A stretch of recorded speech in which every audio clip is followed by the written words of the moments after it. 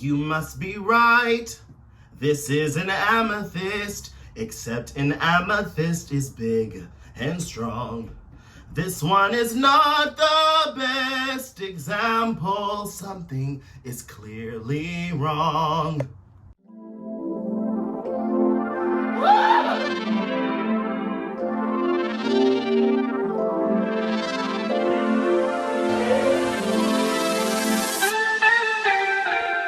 What's up, YouTube? It's your boy DeMarreay, and I'm coming back to you with yet another video. How you doing? How y'all feeling? Are y'all feeling the vibes today? Last week's video was about the wonderful crystal clear quartz. Absolutely. It was great. It was so much fun teaching you guys about that. For this week's video, we are going to be talking about the beautiful purple crystal amethyst. Absolutely. And this seems to be a fan of many people who are just entering the crystal game. So I'm so happy to be a part of this, and I'm so happy to be your guide. Let's do it moving. So the first thing about this crystal is that it is a part of the quartz family. Yes, which means that it is a cousin to clear quartz, rose quartz, citrine, all type of crystals that fall in the quartz family. It is also associated with the goddess Diana and the god Dionysus, the god of wine. What had happened was basically one day Dionysus, I guess, got too drunk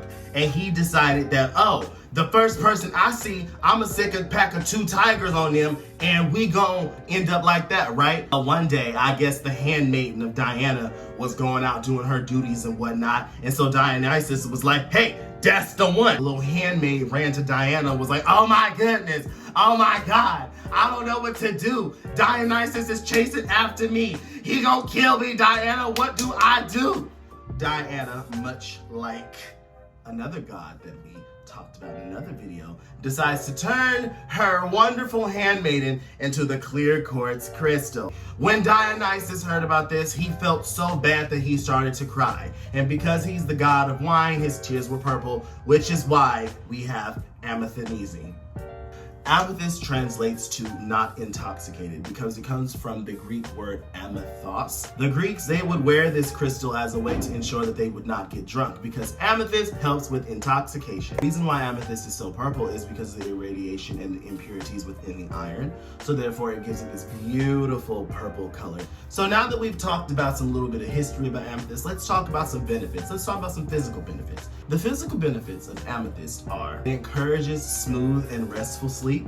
This crystal also helps with hormone balance. This crystal is also really good for cutting out stress. If you have anxiety, this crystal is for you because of that beautiful, calming purple color. It brings a sense of it's okay to your aura, you know what I mean? I personally feel like with amethyst, I kind of get a same effect as I would get from like a rose quartz as far as like, you know, calming my energy and bringing me down to, you know, everything is fine and focusing and just keeping all of the anxiety and all the voices and things like that at bay and where they're supposed to be. Amethyst is also really good at clearing brain fog. Oh my goodness. I remember when I was at Amazon one day and I was having like some of the strangest brain fog. Yes, it was a very stressful environment. And I remember bringing Toby with me to work that day. I hardly ever bring him with me, but I guess I needed him this day. And so I held him close and I was like, give me a reason.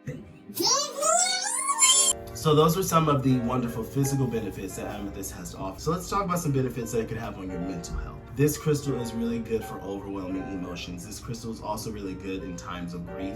And it also helps you get through those times of sadness and different, you know, shades and elements of sadness. This crystal will definitely help you get through that. I remember when my mom first passed away and, you know, it was very interesting. It was very strong, very big rush of sadness that I really never felt, and anger. Oh my goodness, now that I'm thinking about it. And so I grabbed an amethyst crystal and I just focused my intention and was like, just please help me get through this. Help me see this clearly. Because, you know, I went through so much on my own end of thinking that I didn't do enough and, you know, stuff like that. It's a whole different topic. So if you just lost someone or you just experienced some horrible life-changing traumas, get you a piece of amethyst. I'm not saying it's going to just fix all your problems, but I will say that it will definitely help you get through that.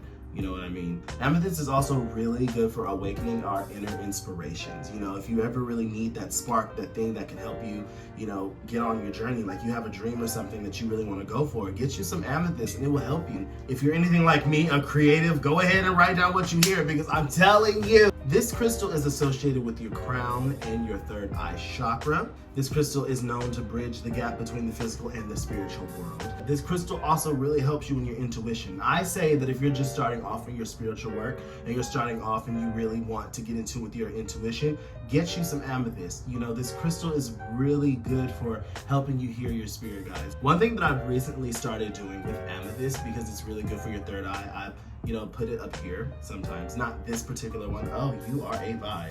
I'll put it like on my forehead and like meditate with it, and yes, I'm telling you, it's amazing. The zodiac signs that best correspond with amethyst are Capricorn, Aquarius, and Pisces. So if you are a Capricorn, Aquarius, or Pisces, you have an automatic connection with this here crystal.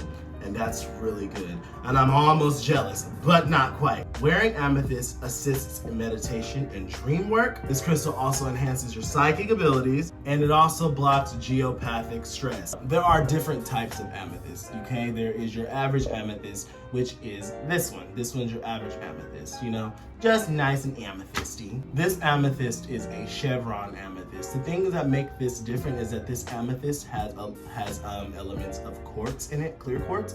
So what this does is it has all the power of amethyst plus the amplification of quartz inside of it. So when you find an amethyst with like white V shapes right here, you have yourself a chevron amethyst. Chevron amethysts are highly sought after because I believe that they're really only found in Russia, Brazil, and India. I believe Russia, Brazil, and India are the only ones to have chevron amethyst. So yes, I'm so happy to have got this one. This right here will help you get in touch with your higher self and establish your connection with your higher self so you can get yourself together, you know what I mean? Some tips on caring for amethyst, and one thing that is, do not put this in sunlight.